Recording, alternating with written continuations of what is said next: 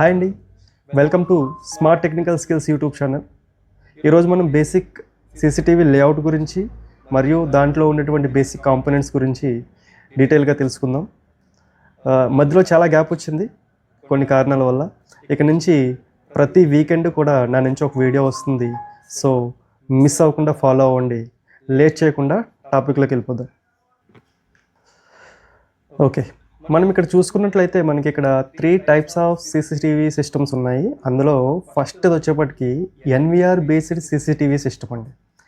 ఇది మనం large scale లేదా అబోవ్ 100 మీటర్ రేంజ్ ఎక్కడైతే ఉందో అక్కడ మనం ఎన్విఆర్ బేస్డ్ సీసీటీవీ సిస్టమ్ అనేది ఉపయోగిస్తాం అన్నమాట. సెకండ్ వచ్చేప్పటికి డివిఆర్ బేస్డ్ సీసీటీవీ సిస్టమ్. ఇది మీడియం స్కేల్ లేదా within the range of 100 metres ఎక్కడైతే ఉంటుందో ఆ ఏరియాలో మనం డివిఆర్ బేస్డ్ సీసీటీవీ సిస్టమ్స్ అనేవి ఉపయోగిస్తామండి. ఇక మూడోది వచ్చేప్పటికి వైఫై కెమెరాస్ అని చెప్పి కొన్ని ఉంటాయండి. ఇది మన హోమ్ పర్పస్ కోసం ఎక్కడైతే మనకి ఒక సింగిల్ కెమెరాతో సరిపోతుందో, అంటే మన నీడి ఫుల్ఫిల్ అవుతుందో ఆ ఏరియాస్లో మనం ఈ సింగిల్ మొబైల్ వైఫై కెమెరాస్ని మనం వాడుకుంటాం. ఓకేనండి. సో మనం ఇప్పుడు లేఅవుట్ చూద్దామండి, బేసిక్ లేఅవుట్. ఓకే,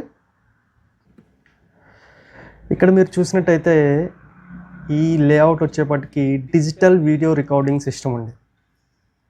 సో ఈ డిజిటల్ వీడియో రికార్డింగ్ సిస్టంలో మనకి కనిపించే కాంపోనెంట్స్ ఏవైతే ఉన్నాయో అవి ఒకసారి మనం చూద్దాం.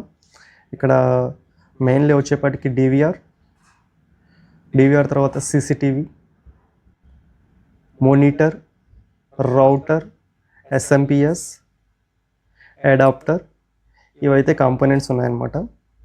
సో ఈ కెమెరాస్ ఏదైతే ఉన్నాయో ఇవి అనలాగ్ బేస్డ్ కెమెరాస్ అనమాట. డివిఆర్లో మనం అనలాగ్ కెమెరాస్ని ఉపయోగిస్తాం అనమాట. బ్లూ కలర్ కేబుల్ అయితే ఏదైతే ఉందో అది కోయాక్సల్ కేబుల్ అనమాట. 2+1 అని చెప్పి అంటారు అనమాట. 2+1 కేబుల్.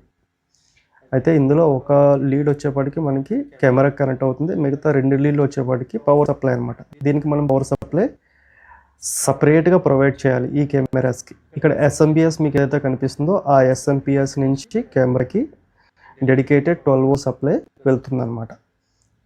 అదర్వైజ్ ఆ కెమెరా వర్క్ చేయదు.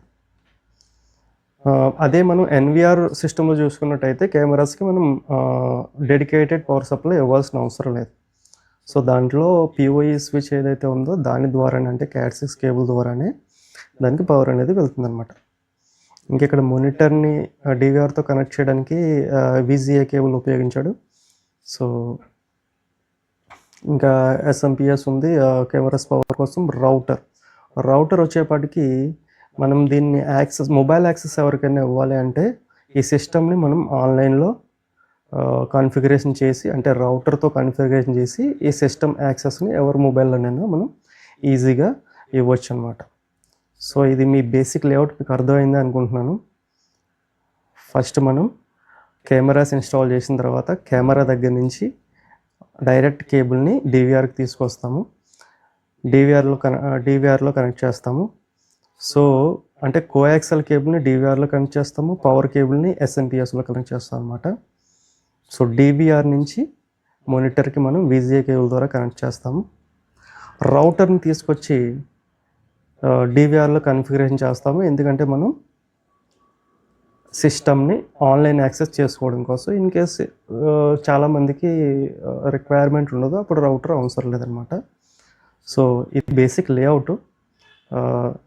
మీకు ప్రాక్టికల్గా నేను నెక్స్ట్ వీడియో కాదు, అప్కమింగ్ వీడియోస్లో ప్రాక్టికల్ వీడియో ఎప్పుడైతే చేస్తానో అప్పుడు మీకు ప్రాక్టికల్గా మీకు ఎక్స్ప్లెయిన్ చేస్తాను. సో ఈజీగా ఉంటుంది అనమాట.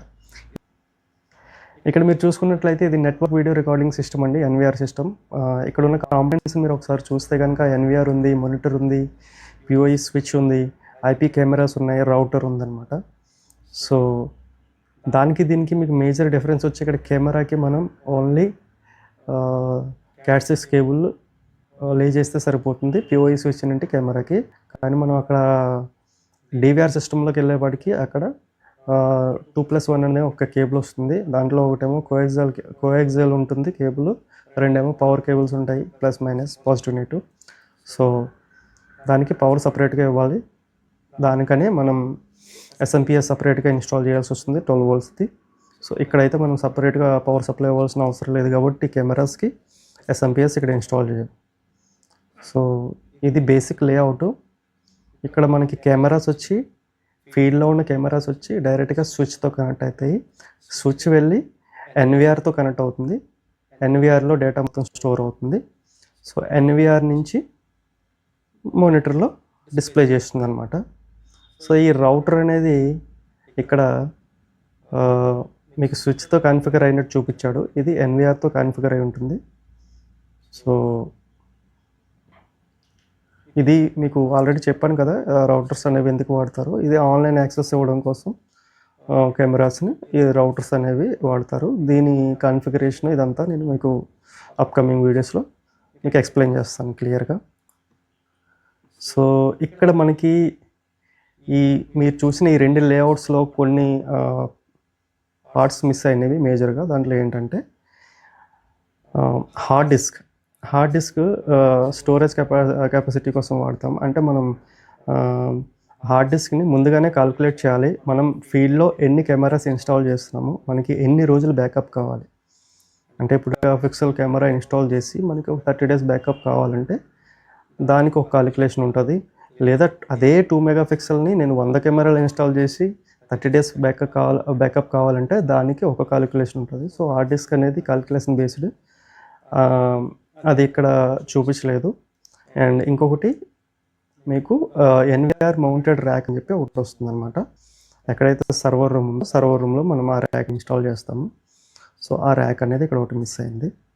సో నేను కాంపోనెంట్స్ గురించి మీకు చెప్పేటప్పుడు ఇవన్నీ కూడా మీకు అందులో కవర్ అవుతాయి. అంటే కంప్లీట్ సిస్టమ్ని ఇన్స్టాల్ చేయడం కోసం మనకి ఏమేమి కాంపోనెంట్స్ కావాలి, టూల్స్ ట్యాగల్స్ ఏం కావాలి అని మొత్తము మీకు క్లియర్గా ఎక్స్ప్లెయిన్ చేస్తాను నేను నెక్స్ట్ వీడియోలో. అంటే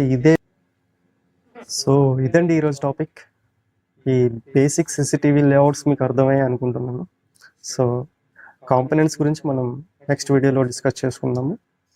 కంప్లీట్ ఇన్స్టాలేషన్కి సంబంధించిన మెటీరియల్స్ ఏం కావాలి, టూల్స్ అండ్ ట్యాగల్స్ ఏం కావాలి, ప్రతిదీ కూడా మనం డీటెయిల్గా నెక్స్ట్ వీడియోలో తెలుసుకుందాం. సో మీకు అర్థమైంది అనుకుంటున్నాను. Thank you so much.